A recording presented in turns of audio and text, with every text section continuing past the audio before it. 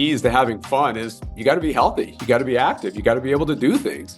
And once I made that connection, it just clicked. And then I kind of went headfirst into learning about the what made Alloy special and unique. And I was really drawn to that it wasn't a fad.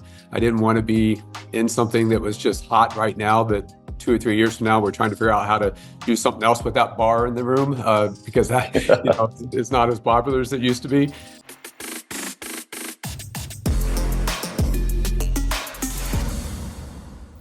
Ken Campbell, how you doing, buddy? I'm doing awesome, thanks. Hey, where are you today, by the way? Where in the country are you? I am at Horseshoe Bay, which is about an hour west of Austin, Texas, and about an hour and a half north of San Antonio. Nice. And obviously your Alloy location is in San Antonio, right? Yeah, so it's about an hour and a half away from where we're at. We're at a resort called Lake LBJ, Horseshoe Bay Resort. Awesome. Yeah. Look, I can't wait to dig in because I think your other background outside of Alloy is really interesting too. But how this works. Did you bring a dad joke? Yep, absolutely. So mine's a little bit golf related since I do a lot of stuff in golf. So why do golf courses get hot after tournaments? I don't know. Because all the fans leave. It's so bad. It's perfect. I thought it had to be bad. I love it. I got 3 girls. They have to be bad. That's exactly. It's like you're literally a dad. Same. Yeah. So, at first, I'm trying to grow the beard. I really didn't like having the beard. Then it grew on me. Yeah. There you go. So stupid. So bad. Well, look, that's the purpose. Now that we got that out of the way, you're a consummate entrepreneur. I really enjoyed meeting you the first time. Obviously, we loved you, loved the missus, great family. But I really liked your background. So for anyone listening, not to bury the lead, Ken is a franchisee. He just had a bang up presale. He set the record actually in our franchise with 85 locations open. He's had the best presale yet. So we're going to talk a little bit about that. But first, I just want to hear about your background. Could you mind sharing your background in entrepreneurship and what else you do outside of Alloy? Yeah. So most of my professional career has been in golf management. I got started as a golf course manager. Was fortunate to meet some good people that I became partners with and started a golf management company. So we basically, over the course of about 20 years, developed 15 golf courses in multiple states, had over 500 employees. So really was operating golf courses is what we do. We build golf courses, operate golf courses, and that was my primary business prior to meeting you guys and getting introduced to Alloy. And you're still involved in that business heavily, right? I am. I scaled it back some when one of my partners was retiring. So I scaled it back and kept a small portfolio of golf courses that I still oversee in California and Florida and Oklahoma. So still involved in that as well as getting started with Alloy. What's your background before that? How did you, were you a fan of golf? Were you, a participant, like a golfer? How did you get into that? Interesting enough, almost every kind of career thing I've done, I had no background in. I got started in the entertainment business when I was coming out of high school into college. I got into working weekends at a radio station just because I thought it'd be fun to do. Ended up opening some nightclubs and then went into restaurant management. I became a manager of a restaurant, never worked in a restaurant in my entire life. And really got into golf because I was managing a restaurant in the evenings, had all my days free. So I just started hanging out at a golf course, eating lunch, got to know some of the golf pros, started taking lessons and started talking to them about golf. And I just thought it was a wonderful environment. And the common denominator in my career has always been, I like entertaining people. I like servicing people. And I was doing that, whether it was radio, golf, restaurants, nightclubs. It's helping people have a good time, have fun. Is that one thing that drew you to invest in Alloy because it's a service-based business and it's true to your heart? It ended up being, at first, I didn't see that connection. When I was talking to my franchise broker and he brought it up, I'd never worked with a personal trainer before. My wife, Pamela, that's very involved in this business with me. We'd always been what I considered active and fit from just a lifestyle standpoint, but we'd never worked with trainers, never done strength training. And at first I didn't think it was a business that I would relate to, because a lot of people come into golf feel intimidated with the sport if you're not familiar with it. And I kind of felt that way about personal strength training. I was one of those people who go in the gym and didn't know what all the different equipment was and the exercises. There's that intimidation factor. So I really didn't make the connection, and going in there didn't seem fun to me. So I was like, why would I want to own something like that? But as I looked deeper into it and started to realize this, my wife and I are getting, we're in our target demographic in our 50s. Um, how are we going to enjoy and have fun in our lives if we're not healthy, if we can't be active? I saw personally my mom deal with health issues and being overweight, and the limitations that it put on her life, and how it took away a lot of that life fun experiences. So as I started to look at keys to having fun, is you got to be healthy, you got to be active, you got to be able to do things. And once I made that connection, it just clicked. I mean, and then I kind of went headfirst into learning about the what made alloy special and unique, and I was really drawn to that it wasn't a fad. I didn't want to be in something that was just hot right now, but 2 or 3 years from now we're trying to figure out how to do something else with that bar in the room, because that it's not as popular as it used to be. So I was really impressed as I went into it, but I really made that connection that we are helping people have more joy in their lives. Yeah, it's a great vehicle to do that. It's interesting. I think you are probably a better psychological match to our clientele, and you get that, right? You're like, I know what that person feels like. That was Yeah. me 6, 8 months ago, or however long ago it was before you got involved. And interestingly, I have a buddy that's in the supplement business. He has a huge supplement company that he started a long time ago, and he has like three terms that he calls for living healthy. It's like your lifespan. But as you know, if a good deal of that is spent in sickness, the last 15, 20 years, you're bedridden or something, that's no life. And then you have like your health span, which is like how long in your life can you be healthy? And then he termed or coined another phrase that he called your play span. So like an example for you would be like, how long in your life can you go out and play golf with your buddies, right? Yeah. Like how long is that going to last? And to your point, like eating well, exercising, especially strength training, right, is going to be the catalyst for that, for living well. So it is helping people, right? And very literally. And I'm sure you've seen it now. I know that you're not right next to your facility, but if you ever get over there and get to see all the success stories and all the happy faces in there, it's pretty cool.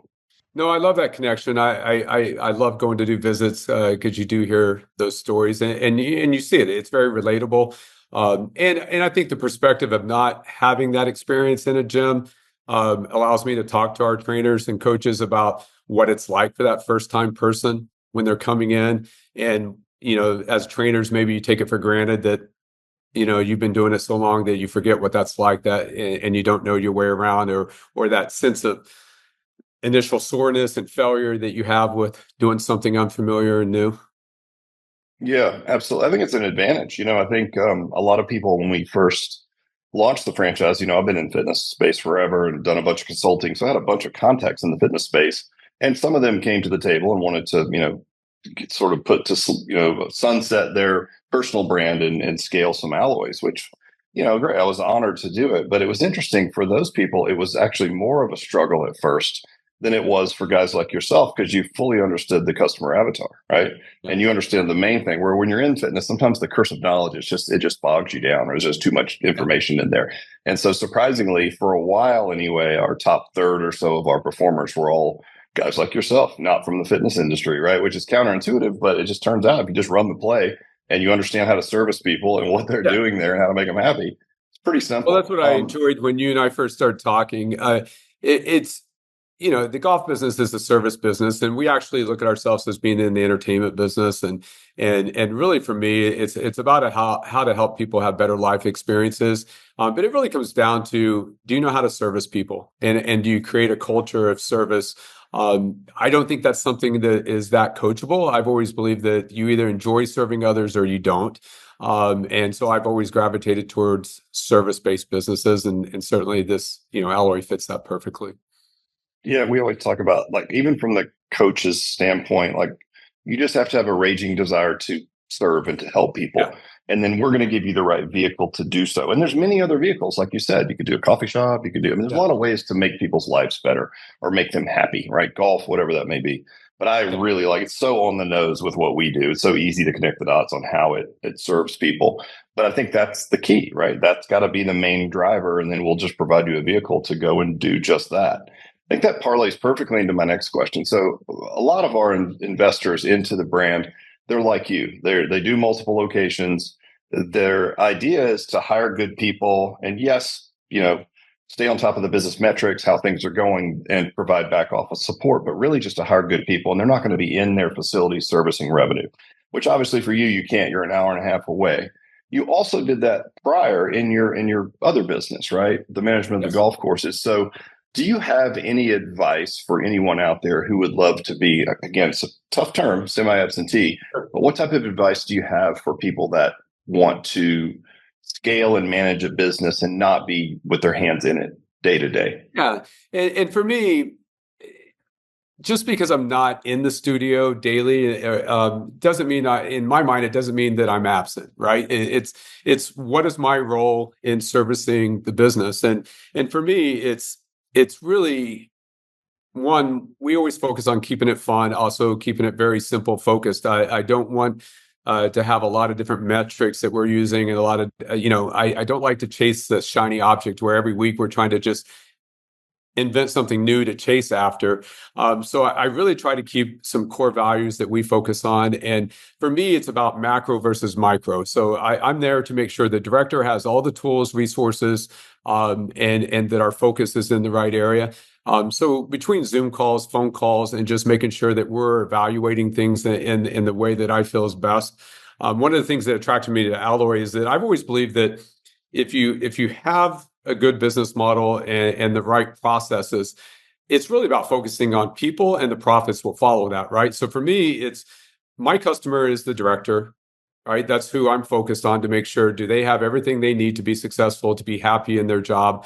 And are we looking at the whys of what we're doing? And for me, the connection back to Alloy a lot when you and I first start talking was peeling back that onion with our members or people that are coming through the door on why are they there, and the why is different with everyone. I feel the same way with our directors. So for me, it is hiring the right people with the right skill sets.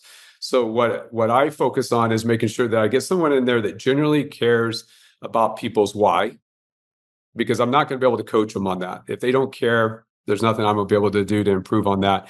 And then for me, it's getting them comfortable that what I found with golf professionals in my golf career, as well as now with trainers, is sometimes they're scared of sales. They feel that that's almost an uncaring part of the business. But for me, it's always come back to that. It's the first step in helping someone have a better life is we have to get them in, right? I mean, if I get them to the golf course or get them in the studio, I can't help them enjoy that experience or that fun element. So you have to have that sales skill set. So for me, it's a matter of making sure that I've got, we all talk about in business, having the right people on the bus, but having them in the right seats. So for me, I'm always evaluating that core team and are the people in the right positions. And then for me, it's making sure that I set goals out there of what we're trying to achieve, but keep them really simple for our team.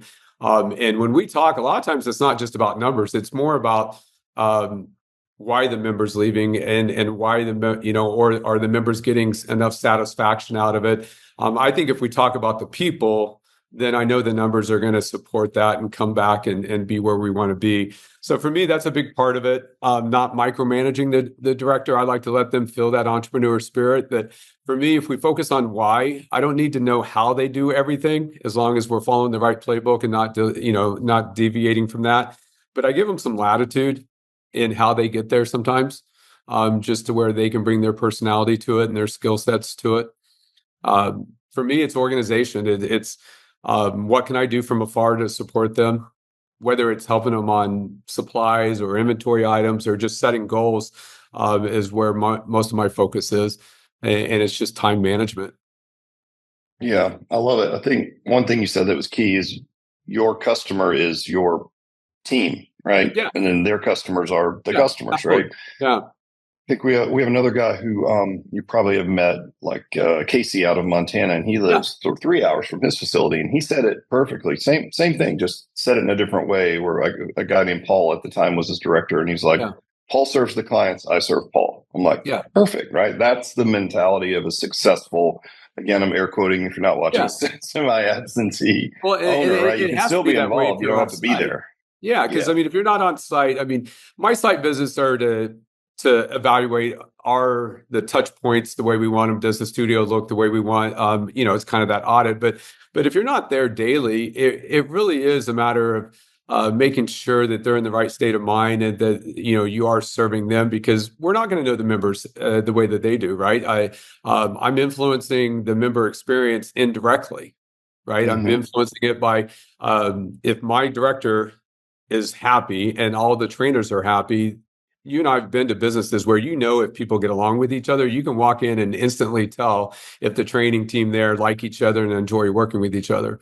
So to me, I focus a lot on the chemistry of that, and are we doing fun things for them? And if I'm telling them to have fun with members, am I having fun with the director? Am I planning fun Yeah. events? Am I doing things, or am I just telling them to do it and we're never doing it? Yeah, it's interesting. You can teach your team how to treat customers in the way that you treat them, right? Yeah, And I've had moments of that. I mean, shoot, I've been in the business for 34 years where, I'm sort of at times be clamoring for, I really wish we were doing this better or that better. And then I always look in the mirror and I'm like, well, are you doing that for these guys? Because if you're not, it would be really unfair to ask them to provide a level of service that you're not willing to even demonstrate to them, right? So, yeah, yeah. man, I get it. It's awesome. I love it. Well, same principles applied before that. Did you apply those same principles in your golf business? I have, my entire career, other than the very beginning of it, is managing people from afar, and being able to do that successfully. It just takes a different approach, and I I think you're still involved. It's just different, right? And you have to. I think you have to put those processes in place to where you can trust that they're going to deliver on the service standards that you've created. So for me, it's always about setting those service standards. Alloy has a 7 core tenets, so we still talk about those things. Are those the things that we're meeting every day? I do the same thing in my directors' calls. Is really focusing on our service standards, and are we delivering on those? If you had to pare it down to maybe one trait or a few traits of a successful owner, that's again, we semi-absentee, you're involved, but you're not in the facility. Can you name a few of those traits, one or more?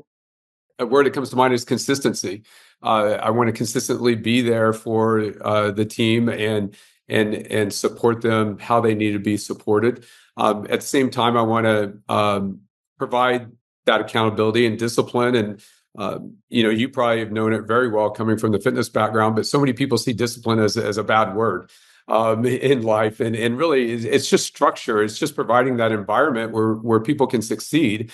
And for me, it's two ways. I mean, I feel the directors are holding me accountable as well, because when I jump on those calls, I want to be there for them. I want to have something relevant to bring to the relationship. So for me, it's consistency, and it's just support, being there for them. Um, for me, managing multiple facilities, it's organization. It's keeping it very focused. A lot of times, what I'll do is I'll have what's most important kind of highlighted on my charts or on my thing, because so many things are competing for your time, and so I try to make sure that I don't lose focus of what's most important to our success. And are we talking about that? Otherwise, we're just checking boxes and we're always doing all these little things, and we lose focus of the main things that really make a difference in our businesses. So for me, it's certainly time management and organization.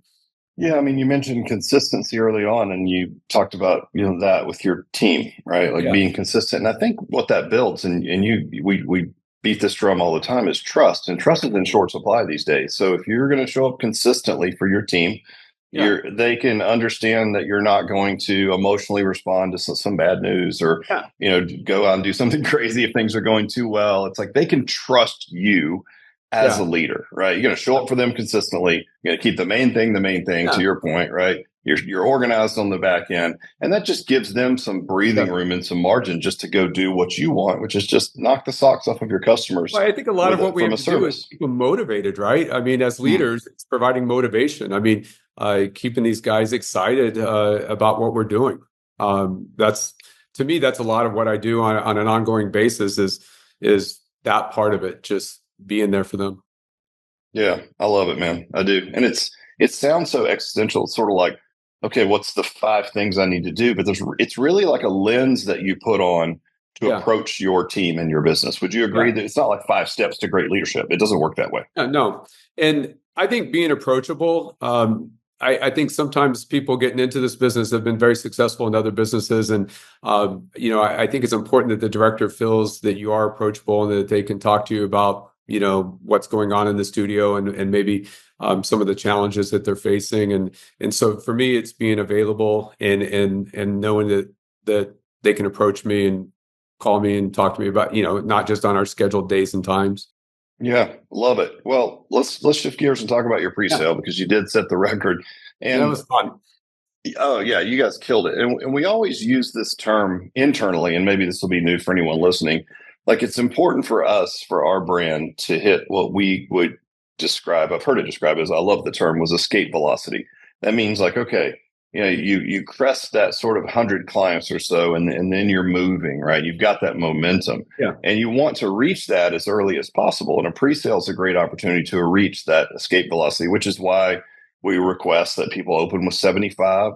From a performance standpoint, that might put you at break even, maybe making a little All right. money. It's going to be close, right? So that there's metrics around that, but also it's just we want you to reach that escape velocity where you create enough momentum where you can sail into that 130 to 150 members. So tell me, first of all, what were the results of your pre-sale? I know, but I don't know. So like, where Yeah, did you no, end up member count and revenue wise when you yeah, opened? I mean, we came out strong. I mean, you talked about the benchmark of that 75 members. We hit that within 2 weeks of our So pre-sale. crazy. So it just really took off fast, and we had 100 members after 3 weeks, and I think after our fourth week, we were all the way up to almost 110, 116. So within 6, 7 weeks, we were hitting 120, 130. By 8 weeks, we were at 148, and we ended up opening with 136 with a little bit of attrition from the initial signups. So for us, I mean, it was a sprint from right out of the gate. Yeah, that's crazy fast numbers, man. That's amazing. Yeah, yeah, it certainly exceeded our expectations, but at the same time, it seemed very manageable as we were doing it. And I think for us, we just didn't try to put any limitations on what it could be, and we just kept hitting the next benchmark and just kept pressing. Yeah, I love it. It's so funny. It's same situation, right? Glass half full, glass half empty, right? Yeah, It's different. So you're like, hey, why don't we just see?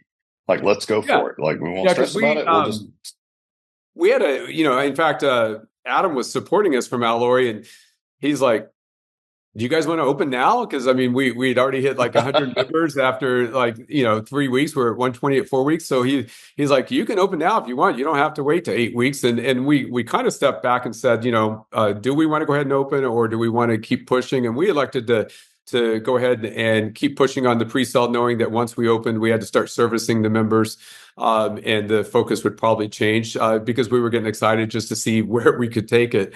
And it really presented some early challenges because as you get that far along scheduling, I learned quickly, just like with high demand tea times on a Saturday morning, there's high demand times in the fitness world too. And so trying to get people to take times that was not their first choice or their second choice, maybe it was their third or fourth choice, took a lot of conversation and a lot of, I was really proud of our director on how he was able to get people to buy in to the purpose of what this was going to do in their life, that people were willing to come at times that they probably would have never ever considered. To me, that was a testament to how well the team was connecting to their why and getting these people not let that be an excuse of why it didn't fit with them.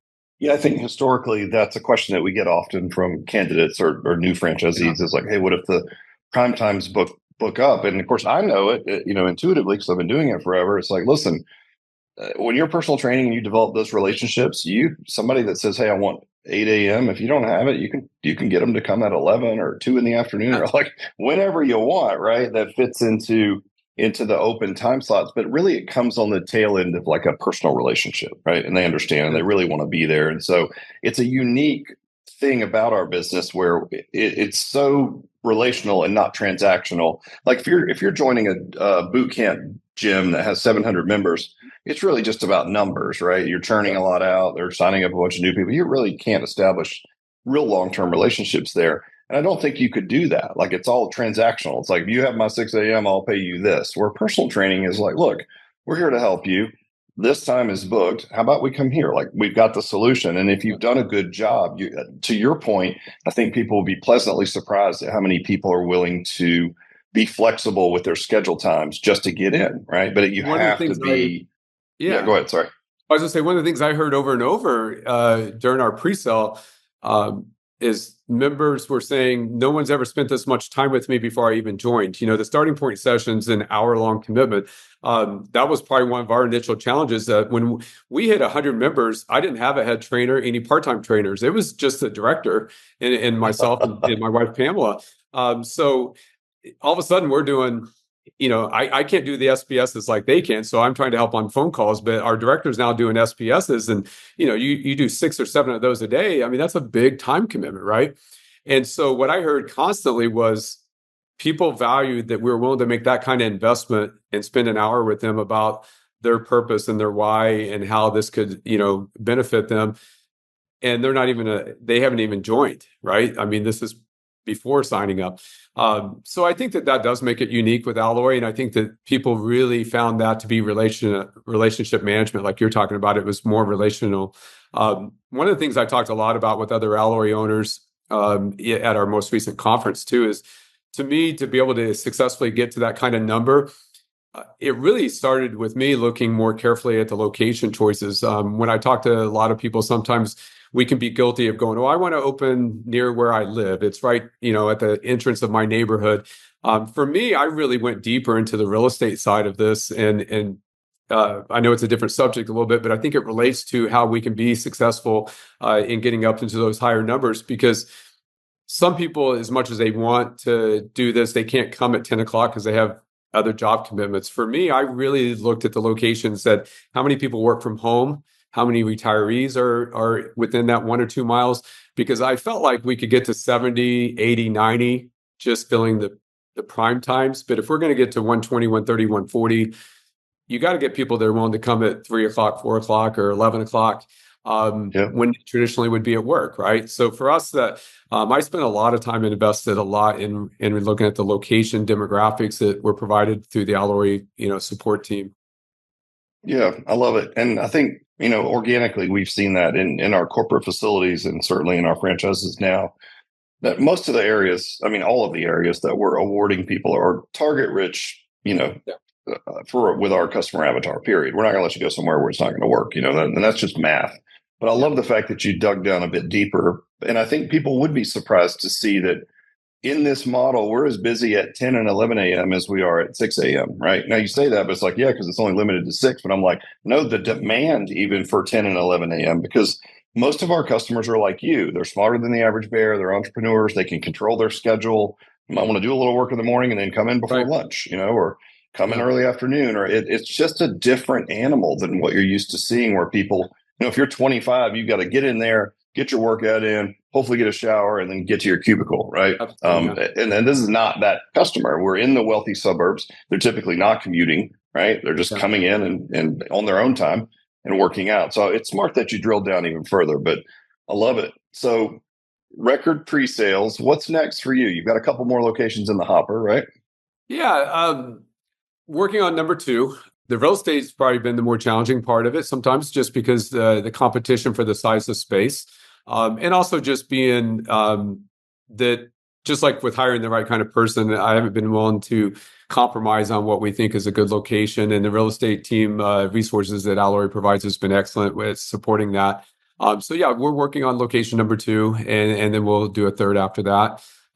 We feel like we're starting to get stabilized now, and we're our average EFT is really strong, and so the business economics of this have been really strong for me, and certainly motivated me to get going on the future locations. Yeah, nothing like opening full to be like, hey, Yeah, I mean, how I many can make businesses the can do sausage. that?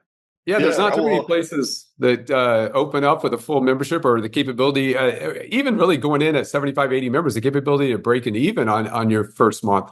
That's not very common in most businesses. yeah, agreed. Now we always look at your pre-sale as like a case study, but you're a bit of an anomaly. Like it's fun to have you on, and it's like, listen, if you can get to that 75 or 80, Yeah, if you can break 100, you're at that escape velocity. yeah, Awesome. But it's fun to talk to someone who's just done outlandishly well. And I didn't realize it was in such a short time window that you'd reach those metrics. yeah. That is crazy. But it does Uh, give you that self-efficacy. It's like, great, let's do some more. Like if I can repeat this formula over and over, it's just literally how many can we open, right? How many can I yeah. manage? No, and we learned a lot through that process. We also benefited that we got delayed slightly because we were going to come to our training session, and my wife had gotten COVID, and the director and I had been around her, and we were concerned that we may be exposed to that. And so when we started pre-sale, we had the studio completed, and we're able to go right into our starting point sessions, which I think assisted us a lot, but at the same time, it presented new challenges because of the demands of your time on that. But for us, to me, the instant connection, when you start seeing members come in, and we made ourselves very available during that process. And our director, I think, did a fantastic job. And I really have to give a lot of praise to having a director that just came on and understood what pre-sales was like, because not everyone has experience with that. I mean, not even a lot of us that have business experience doesn't mean that we've ever opened a business or have gone through pre-sales, and it's different. I mean, your availability and the ability to call someone back promptly and get on the phone and talk to them, and quickly learn that those aren't always fast conversations either. you know Right. you get people talking about their why, and that can go on That's for a right. while. I But mean, to me, that's you the probably core notice of this. You go to Alloy. a party and talk Yeah, about what you do, and it's like it's so personal to people. They will spend it. I mean, who doesn't want to talk about themselves, yeah. especially something as personal to them as their fitness, right? But I think that's one of the core things about Alloy that I have appreciated, and I think it's unique to the business model, is that level of service and level of care that you don't see in a lot of businesses, and a lot of other type models. So to me, it's been a perfect fit. I was attracted to this because in my golf business, I created all the processes and grew the company, just like you would starting your business from day one. To be able to walk into Alloy and have those systems and those processes as was, allowed us just to focus on service and just follow the book that you put together. And I think that's what's so attractive about the model to other business owners, that you can plug yourself in and just follow that. Yeah, it's funny. It's we do get a lot of folks that have started other businesses, maybe Yeah. exited or whatever, and they're like, I never want to do that again. Yeah. Just It's a want lot of work. Yeah. to. Yeah, exactly. It's like let me buy something that's proven and just put all my entrepreneurial Yeah. spirit into my team. That's it. I'm Well, like, great, you just can do use that. we can use our skill sets that we've developed in our other businesses. We can plug that in, right, and use that, because like you said, all the tools are there, but you still got to run the business. You still got to provide that leadership. Yeah, 100%. I love it, man. I do, and I appreciate you sharing about your background. Well, I don't know what else I have to ask you. I mean, you've knocked it out of the park. We can't wait to get more facilities rolling with you. Obviously, we'd like to have all of the franchisees be Ken Campbell, right, and be that successful. So I look forward to it. Listen, it's great for us as well, and I really appreciate. And I want to just say this publicly that you've really done a lot for other franchisees. Anytime you do a pre-sale like that, you're going to get a lot of people asking, and you've been so giving and forthright with anything that you could help owners with. And as the founder, I mean, I really appreciate that. I think the strength of our franchise in a lot of ways is our franchisees. We got some Yeah. really good people on the team, and you're certainly one of those. So I just want to say publicly, like, Thank you. thank you so much, man. It really helps. No, I appreciate it. It's been great. The network of other owners is fantastic, because we're evaluating too. We're trying to learn what was unique to our situation, what can be applied to other locations, and so that can be replicated, because it's going to help us all, right? As far as our markets, so it's been a great experience. Yeah, man. The rising tide raises all ships. So Yeah, yeah, I get we're it. going The to have bigger to the have brand. we're gonna have to plan an alloy golf tournament at one of these conferences. Oh, you know what? Like, yeah, I Yeah. would say probably 80% of our franchisees like to golf, and a lot of Yeah, guys on our team do as well. So that would be amazing. Well, we're coming to Dallas next year, so we'll be a little I bit know. closer to you. Gonna be just down the road, so we're excited. Yeah, I love it. Well, look, bonus, no bonus question. I asked this to a lot of people. If you could have one person, dead or alive, over for dinner, who would it be and why? I thought maybe you were going to ask me who my dream foursome would be since we talked so much about golf. I could do that too if you want. Well, that one would be a little easier. It's probably tip of the tongue for you. Yeah, so for me, I think I would enjoy sitting down with Walt Disney. I've always admired him because of his ability to imagine how to take something that would bring joy to people, right? It's back to my why. One of the greatest things that I'd heard in learning about Walt Disney is when Walt Disney World opened in Orlando, he'd already passed away. And someone had said, "Hey, it's too bad that Walt isn't here to see this." And his brother's like, he did see it. He'd already seen it, right? I mean, Yeah, I he had love it. that forward-thinking vision to be able to see something that no one else could see. And you take it for granted now what that entertainment complex is, but for him to be able to see that before anyone else and how to incorporate that, and to me, it's just his ability to mix business success with entertainment and bringing joy to people's lives. I think it'd be a fun dinner. It would. You might be able to have that because I think he's cryogenically frozen. So he may Yeah, reappear at some point. You may get your shot. And, I've been to Disney as a school for business. They have all these different yeah, tracks you can take. So yeah. I've taken some of their courses in Orlando. It's just, I always thought the same thing. Like, how do you get someone to stand outside in 95-degree weather in a Yeah. Mickey outfit and be super happy to do it? Right. It's amazing. Like, Yeah. it's crazy, and I really enjoyed those schools. Well, I've done the same thing with Ritz Carlton, and it all goes back to what you've said. Though it's not rocket science. Like, you have to have a raging passion to help people. Now you have yeah. a vehicle to do it, and then you just have to apply that consistently over time. And there's really no way to lose. No, I agree. And, I've always admired how they even look at the experience of how to entertain people while they're waiting in line. Right. How do you make that more entertaining? And, because, every business, you have your processes and you're like, all right, how do we make that process easier and better for our guests, our customers, right? So it would be fun. And then we'll take a foursome out to the golf course another time, have some fun with my dream Yeah, foursome. man, I love it. Well, listen, appreciate your time as always. Look, you're helping a lot of people. I certainly appreciate you, and the whole system appreciates you. And thanks for making us look smart and doing a great job and changing the lives of those people in your local market. And yeah, we'll look forward to opening more facilities with you, my friend. Yeah, we're going to do it. It's going to be fun. We got a good support team and we're excited to go to the next level. Sounds good. Take it easy. Cheers.